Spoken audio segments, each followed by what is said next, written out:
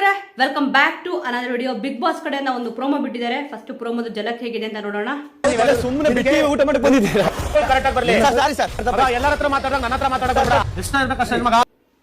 S, ನೋಡಿದ್ರಲ್ಲ, ಇದಕ್ಕೆ caption ಏನಪ್ಪ ಕೊಟ್ಟಿದ್ದಾರೆ ಅಂತಂದ್ರೆ, ಅತಿಥಿಗಳು ಗರಂ ಗರಂ, ರೀಸನ್ ನೀವೇ ನೋಡಿ ಅಂತ ಕೊಟ್ಟಿದ್ದಾರೆ. ಹೌದು, ಇಲ್ಲಿ ಏನಕ್ಕೆ ಗರಂ ಆಗಿದ್ದಾರೆ ಅಂತ ಗೊತ್ತಾಗ್ತಲ್ಲ. ಸ್ವಲ್ಪ ಇಲ್ಲಿ ಯಾಕೋ ಗಿಲ್ಲಿಯವ್ರಿಗೆ ಟೈಮ್ ಸರಿ ಇಲ್ಲ ಅಂತ ಕಾಣಿಸ್ತದೆ. ವಾರ ಸ್ಟಾರ್ಟ್ ಆದಾಗಿಂದ ನೋಡ್ಬೋದು, 2 ದಿವಸದಿಂದ ಇಲ್ಲಿ ಎಲ್ಲರೂ ಕೂಡ ಅವ್ರ ವಿರುದ್ಧನೇ ಮಾತಾಡ್ತಾ ಇದ್ದಾರೆ. ಕಾಮಿಡಿ ಹೋಗಿ ಟ್ರಾಜಿಡಿ ಆಗ್ತದೆ. ನಿನ್ನೆ ಅಷ್ಟೇ ನಾಮಿನೇಷನ್ ಪ್ರಕ್ರಿಯೆ ಕೂಡ ಇಲ್ಲಿ ಮುಗ್ದಿದೆ. ರಕ್ಷಿತ್ ಅವ್ರು ಕೂಡ ಇಲ್ಲಿ ಅವ್ರನ್ನ ನಾಮಿನೇಟ್ ಮಾಡಿದ್ರು. ಈಗ ರಜತ್ ಅವರು ಮತ್ತೆ ಇಲ್ಲಿ ಉಗ್ರಂ ಮಂಜು ಅವರು ಫುಲ್ಲು ಗರಂ ಆಗಿಬಿಟ್ಟಿದ್ದಾರೆ.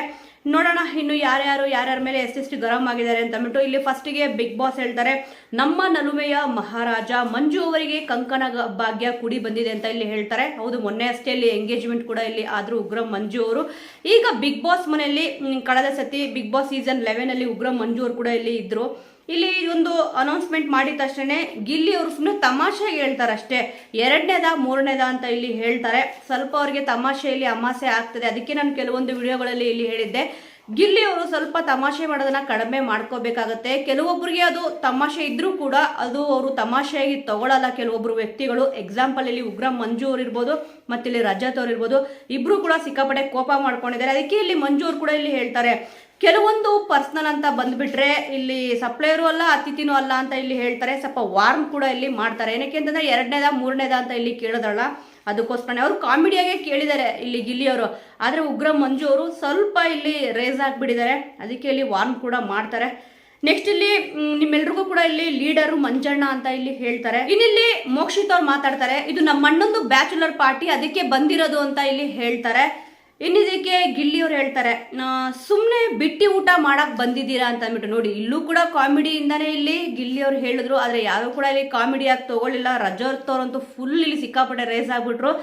ನೀನೇನಾದ್ರೂ ಕೊಡ್ತಿದ್ದೇನಪ್ಪ ಅಂತ ಇಲ್ಲಿ ಕೇಳಿದ್ರು ಊಟನ. ಏನೇನಲ್ವಾ, ಕಾಮಿಡಿ ಮಾಡಕ್ ಹೋದ್ರೆ ಇಲ್ಲಿ ಸ್ವಲ್ಪ ಟ್ರಾಜಿಡಿ ಮಾಡ್ಕೊಂತಿದ್ದಾರೆ. ಯಾಕೋ ಟೈಮ್ ಚೆನ್ನಾಗಿಲ್ಲ ಅಂತ ಅನಿಸ್ತದೆ. ರಜತ್ ಅವರು ಆಮೇಲೆ ಇಲ್ಲಿ ಹೇಳ್ತಾರೆ, ಮಗ ಎಲ್ಲರ ಹತ್ರನೂ ಕೂಡ ಮಾತಾಡ್ದಂಗೆ ನನ್ನ ಹತ್ರ ಮಾತಾಡಕ್ ಹೋಗ್ಬೇಡ, ಎಷ್ಟರಲ್ಲಿರ್ಬೇಕು ಅಷ್ಟರಲ್ಲಿ ಇರು ಮಗ ಅಂತ ಇಲ್ಲಿ ಹೇಳ್ತಾರೆ. ನೋಡಿ, ಇಲ್ಲಿ ರಜತ್ ಅವ್ರು ಮಾಡಿದಾಗ ಕಾಮಿಡಿ ರೀತಿಯಲ್ಲಿ ತಗೋಬೇಕಾಗತ್ತೆ. ಇಲ್ಲಿ ಗಿಲ್ಲಿ ಅವ್ರು ಮಾಡ್ತಾ ಇದ್ರೆ ಕಾಮಿಡಿನ ಅದನ್ನ ಎಲ್ಲರೂ ಕೂಡ ಟ್ರಾಜಿಡಿ ರೀತಿಯಲ್ಲಿ ತಗೊಂಡ್ಬಿಟ್ಟಿದ್ದಾರೆ. ಮೋಕ್ಷಿತ್ ಅವ್ರು ಹೇಳಿದ್ರು ಇದೊಂದು ಬ್ಯಾಚುಲರ್ ಪಾರ್ಟಿ ಇದ್ದಂಗೆ, ಅದಕ್ಕೋಸ್ಕರ ಬಿಗ್ ಬಾಸ್ ಮನೆಗೆ ಬಂದಿದ್ದೀವಿ ಅಂತ ಅಂದ್ಬಿಟ್ಟು. ಇಲ್ಲಿ ರಜತ್ ಅವರಂತೂ ಗಿಲ್ಲಿ ಅವ್ರು ಕಾಮಿಡಿಯಾಗಿ ಹೇಳ್ತಾರೆ, ಯಾಕಂತಂದ್ರೆ ಬಿಟ್ಟಿ ಊಟ ಮಾಡಕ್ ಬಂದ್ಬಿಟ್ಟಿದ್ದೀರಾ ಅಂತ ಅಂದ್ಬಿಟ್ಟು. ಕೆಲವೊಬ್ಬರಿಗೆ ಬೇಜಾರಾಗ್ಬೋದು.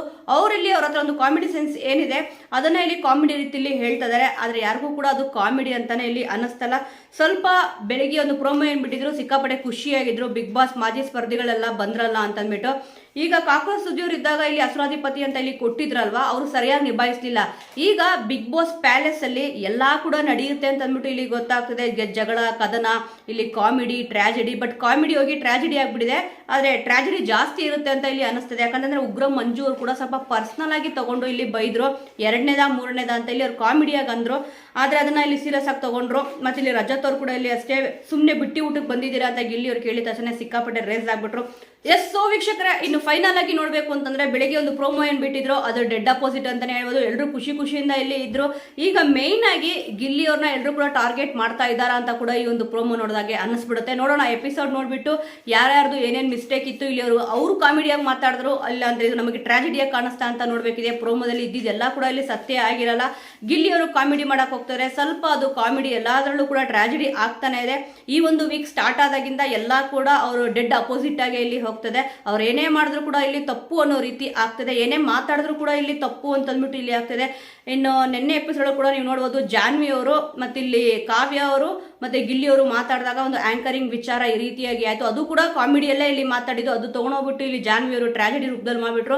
ಈಗ ಇಲ್ಲಿ ಮದುವೆ ವಿಚಾರದ ಉಗ್ರಂ ಮಂಜು ಅವ್ರದ್ದು ಪ್ರಸ್ತಾಪ ಮಾಡಿದಾಗೂ ಕೂಡ ಇಲ್ಲಿ ಗಿಲ್ಲಿ ಅವರು 2ನೇದ 3ನೇದ ಅಂತ ಇಲ್ಲಿ ಕೇಳಿದ್ರು. ಅದು ಕೂಡ ಕಾಮಿಡಿ ಮಾಡಿದ್ರು. ಎಲ್ಲರೂ ಕೂಡ ಕಂಗ್ರಾಚುಲೇಷನ್ ಹೇಳಿದ್ರು. ಆದ್ರೆ ಗಿಲ್ಲಿ ಅವರು ಕಾಮಿಡಿ ರೂಪದಲ್ಲಿ ಹೇಳಿದ್ರು. ಆದ್ರೆ ಇಲ್ಲಿ ಅದನ್ನ ಉಗ್ರಂ ಮಂಜು ಅವರು ಪರ್ಸನಲ್ ಆಗಿ ಸ್ವಲ್ಪ ಬೇಜಾರು ಮಾಡ್ಕೊಂಡ್ರು. ಅದಾಗಿದ ತಕ್ಷಣ ಇಲ್ಲಿ ಮೋಕ್ಷಿತ ಅವರು ಇಲ್ಲ ಬ್ಯಾಚುಲರ್ ಪಾರ್ಟಿ ಅನ್ಕೊಂಡು ಬಂದಿದ್ದೀವಿ ಅಂತ ಕೂಡ ಇಲ್ಲಿ ಏನೋ ಹೇಳ್ತಾರೆ, ಸಮಥಿಂಗ್ ವರ್ಡ್. ಅದನ್ನ ಇಲ್ಲಿ ಬಿಟ್ಟಿ ಊಟಕ್ಕೆ ಬಂದಿದ್ದೀರಾ ಅಂತ ಅಂದ್ಬಿಟ್ಟು ಇಲ್ಲಿ ಗಿಲ್ಲಿ ಅವರು ಹೇಳ್ತಾರೆ. ಒಟ್ನಲ್ಲಿ ಗಿಲ್ಲಿ ಅವರು ಏನ್ ತಪ್ಪು ಮಾಡ್ತಿದ್ದಾರೆ, ಏನ್ ಸರಿ ಮಾಡ್ತಿದ್ದಾರೆ ಗೊತ್ತಿಲ್ಲ. ಅವ್ರು ಏನೇ ಮಾಡಿದ್ರು ಇಲ್ಲಿ ತಪ್ಪಾಗಿ ಅದು ಕಾಣಿಸ್ತದೆ. ನೋಡೋಣ ವೀಕ್ಷಕರ, ಈ ಒಂದು ಪ್ರೋಮೋ ನೋಡಿ ನಿಮಗೇನು ಅನಿಸ್ತು, ಯಾರ್ದು ಸರಿ ಯಾರ್ದು ತಪ್ಪು ಅಂತ ಅನಿಸ್ತು ಅನ್ನೋದನ್ನ ಮಿಸ್ ಮಾಡದೆ ಕಮೆಂಟ್ ಮೂಲಕ ತಿಳಿಸಿ. ಮುಂದಿನ ವಿಡಿಯೋದೊಂದಿಗೆ ಮತ್ತೆ ಸಿಗೋಣ.